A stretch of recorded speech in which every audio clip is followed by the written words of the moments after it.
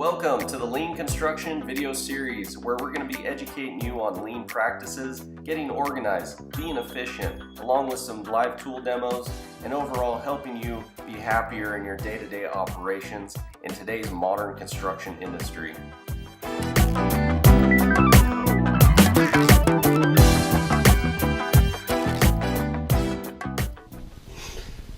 Here we go.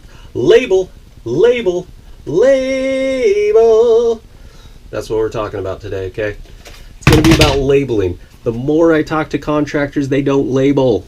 So what we do here in the truck is we set everything up. We try to give it a home. We try to do the best we can. But at the end of the day, if it doesn't have a label, guess what?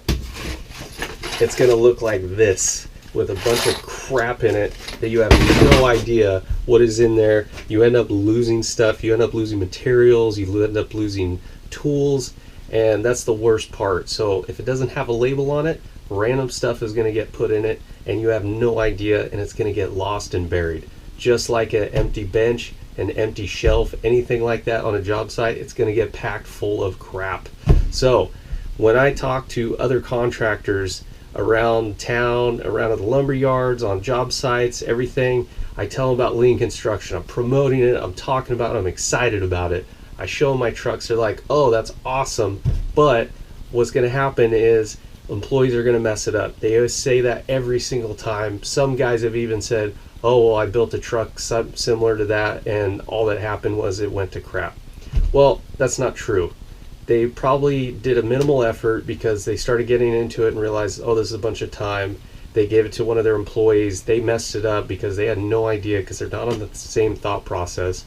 Nobody's on the same thought process. I don't care who you are. That's a 1 in a million find if you find somebody that thinks the exact same way as you. Guarantee it won't happen. If it does, call me. So, main thing, today's episode, get a label on it. And label as much as you can. Try to get a home for everything, because if it doesn't, it's gonna get lost. So like I said, more and more I talk to contractors, the more it makes me think. It actually helps me evolve in this whole lean construction, lean practices idea and philosophy, and it's been a lot of fun, and it's actually a learning experience, and it's just snowballing for me. I'm going to show you the truck today. We just got off work a little bit ago, so you'll see how the truck is at the end of the day. When we set these things up and you see different pictures and videos of, other guys' trucks that are set up very similar to this, at the end of the day, they're immaculate. And they probably just cleaned it, everything looks good, but after a work day, it does get messy. You still have chores, you still have maintenance. It's not like you're gonna set this up and then the tools are gonna put themselves away. But they will get put in the right spot if they have a label. So I can't stress that enough, because I would say half of this truck is labeled, but the stuff that is labeled, it gets put back, and you can tell if something is missing, which is awesome. And the stuff that is all fumbled around, just like that basket I just showed you, it's an empty basket, didn't have a label on it, and all the random crap that you don't have a home for, it just ends up getting put in a basket, ends up getting lost, and then you can't find it, and you end up spending time, and what you end up doing is blaming yourself, or you blame somebody else, and you blame, oh, well, lean construction doesn't work. Well, guess what? It does. You didn't do your part. You've got to follow through. So realistically, what you end up having is you save time, you save energy, you save mental anguish of trying to figure out where a tool is if it has a home. And with employees, things always change, because they're thinking this is the right spot for it, you're thinking this is the right spot for it. Well, at the end of the day, if he puts it in a different spot, it's not the wrong spot, it's his spot. So you can't get mad at anybody. The only time you can get mad is if it has a home and they somehow put it in a completely different spot, and then you can say, hey, it needs to go over here. Then you have a legitimate reason to get upset or get angry, and then voice your opinion. If it doesn't have a spot and you keep telling them, okay, well, it goes here, well, good luck on that one, because at the end of the day, if you're not around and they're throwing all the crap back in the truck, guess what? It's going to get in a pile, it's going to get in a different spot, it's just going to be a mess. So I'm going to show you around. Here's a vacuum, table saw, we got the compressor down below. We got the toolbox with the labels. You know, View-tainers. Thanks, Ron Paulk. And then another Ron Paulk. Adjustable shelves, which as you can see needs a back. I keep losing tools through it. So when you set these trucks up too, you can do your best, but I really recommend actually only setting them up maybe 60-70%, and I would say that's about where I'm at with everything, and start working out of them. Don't deck these things out unless you are very, very confident in your work habits, because I found on my first truck build that I mimicked Brian BP Way. I mimicked his truck, and then I realized that at the end of the day, we actually have different work habits.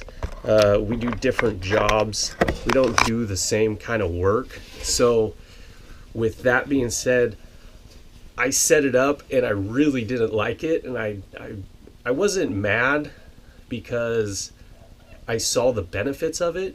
I was just kind of upset at myself for thinking that we would work the same, because two people at the same time, like I just said, thought processes are different, our work habits are different. And so on the second truck build, that the one I'm in right now, I set it up a lot more for myself and how our work habits are. And since I've done that, I've been so much happier. And like I said, you always want to leave room for improvement. You don't want to deck this thing out and pack a bunch of crap in it, because you start to realize that, okay, well, I'm going to bring that chop saw in here. And then you realize, oh, I only use that chop saw twice a year, and now it's just wasting space, it's wasting time, and you could put something else in there that's more usable.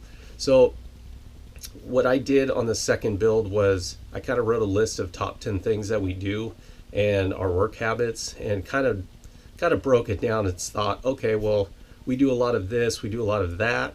And so I made the truck flow a lot better, and since then it's been amazing. So here for the wrap up and the final thoughts.